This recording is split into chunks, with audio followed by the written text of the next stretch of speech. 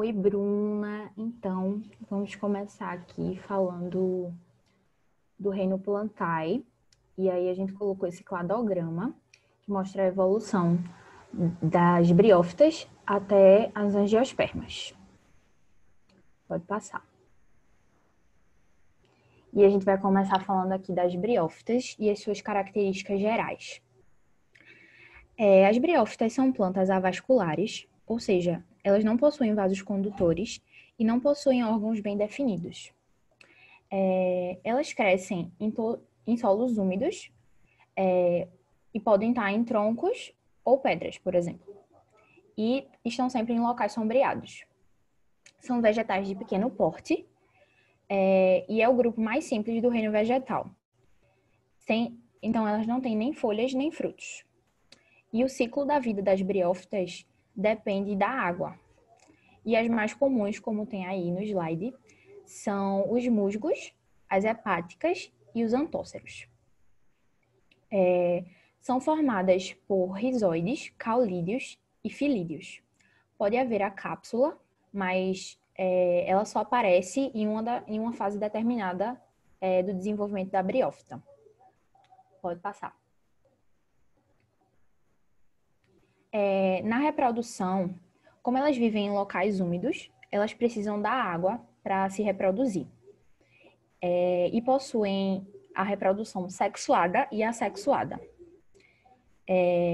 A assexuada ocorre por fragmentação, onde cada fragmento origina novos gametófitos, que produzem os gametas, e pela produção de gemas, que são corpos multicelulares que originam um novo gametófito. Na reprodução sexuada, ela depende da presença de água e ocorre por alternância de geração. Os organismos haploides, chamados de gametófitos, apresentam alternância com os diploides, que são os chamados de esporófitos. A geração predominante é a gametofítica, que forma gametas haploides. E a geração menos desenvolvida é a esporofítica, que forma esporos diploides. O gametófito masculino forma gametas masculinos, que são os antozoides, e são flagelados. E o gametófito feminino é a oosfera, que forma os gametas femininos. Sendo assim, quando o antozoide haploide fecunda a oosfera, haploide também, forma o zigoto diploide, originando o esporófito. Dentro dele estão os esporos, que quando caem num local adequado para o desenvolvimento saudável da planta, dará origem a novos gametófitos. Aí tá aí o ciclo todinho, e é isso.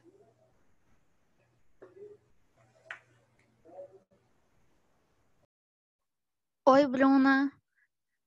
As pteridófitas, elas são um grupo de plantas que apresentam um sistema dérmico e tem vasos condutores, que é o xilema e o floema, ok? São duas estruturas responsáveis pelo transporte de substância no interior dessa planta. E é inclusive por causa dessas estruturas que essa planta também pode ser chamada de braquiófita ou planta vascular. O xilema vai ser responsável por transportar a seiva bruta das raízes até as folhas e o floema vai transportar compostos orgânicos produzidos na folha até as outras partes da planta. E também, graças a essas características, que as pteridófitas elas possuem um porte maior do que as briófitas. Inclusive, a gente pode classificar esse grupo de planta em 4 filos, com representantes vivos, que é Lycophyta, Psilotófita, Spenófita e Pterófita. E esse último, que é Pterófita, é o mais conhecido e usado para apresentar a Pteridófita, que é justamente as samambaias e as avencas. Mas também existem outros tipos de pteridófitas, como as cavalinhas e as chinchas. Outra característica das pteridófitas é a estrutura, porque elas têm raízes, caules e folhas, só que elas não têm grão de pólen, nem semente, nem flores, nem frutos. Normalmente habitam ambientes terrestres úmidos, mas algumas das espécies também conseguem viver em ambiente seco. Agora eu vou falar da reprodução. Ela pode fazer reprodução tanto assexuada quanto sexuada. Nessas plantas, observa-se a necessidade de água para que a fecundação ocorra e justamente por causa disso que normalmente ela é encontrada em local mais úmido, ok? Mas falando sobre a assexuada. Normalmente, as espécies que fazem reprodução assexuada é por brotamento. E nesse caso, durante o desenvolvimento do rizoma, vai brotar pontos vegetativos que vai dar origem à folha e raízes. E essa desfragmentação do rizoma, nos locais entre esses pontos vegetativos de folha e raiz, vai isolar o nascimento de novas plantas. Aí também tem a reprodução sexuada, que tem até um esqueminha. Pronto. Durante esse ciclo das pteridófitas, os anterídeos maduros soltam anterozoides flagelados que vão nadar até o arquejônio para fecundar a oosfera e dar origem ao zigoto. O zigoto vai se desenvolver por mitose ou multiplicação das células, formando o embrião que vai ser nutrido por substâncias do próprio prótalo. E é isso. Então, Bruna, eu vou falar sobre as gimnospermas. Alguns exemplos conhecidos de gimnospermas são pinheiros, pinos e cicas. E falando um pouco sobre as características gerais, elas independem da água para fecundação, porque acontece a polinização, que é o processo de dispersão do grão de pólen. Elas não possuem sementes abrigadas em frutos e normalmente vivem em ambientes frios ou temperados. A estrutura das gimnospermas é composta por raiz, caule, folhas, flores secas e sementes. E aí a gente tem nomes de algumas gimnospermas que já foram extintas. No caso, Benetitalis, Cordaitalis e Pteridospermalis. Pode passar. Falando um pouco sobre a reprodução. As gimnospermas têm o estróbilo como estrutura reprodutiva, que também é conhecido como cone. E esses estróbilos podem ser masculinos ou femininos, o que permite que as gimnospermas sejam monóicas ou dioicas. Elas são monóicas quando têm estróbilos masculinos e femininos, e são dioicas quando tem só um tipo de estróbilo. Falando um pouco agora sobre a reprodução, os estróbilos, quando eles são masculinos, eles são menores, e no seu interior são produzidos os esporos masculinos, são chamados micrósporos, através dos microsporângios. E os estróbilos femininos normalmente são maiores e eles produzem os esporos femininos, que são chamados megásporos, através dos megasporângios. Pode passar. A reprodução, em resumo, acontece assim. O grão de pólen é levado pelo vento e ele se prende próximo a uma abertura superior do óvulo, onde ele germina e forma um tubo polínico. Dentro desse tubo polínico, existem duas células espermáticas e uma delas se une à oosfera e forma um embrião. Depois da fecundação, esse óvulo se desenvolve e forma a semente. É isso. Então, Bruna, aí agora a última, que no caso é a mais evoluída, é as angiospermas.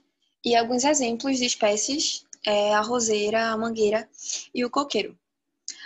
Algumas características gerais dessa planta. Ela é caracterizada pela maior parte das espécies de plantas que são conhecidas. Cerca de 90% das plantas conhecidas são angiospermas. E ela é a mais completa, porque a diferença dela é que ela tem fruto. É um exemplo diferente da gimnosperma. Produz raiz, caule, folha, flor, semente e o fruto.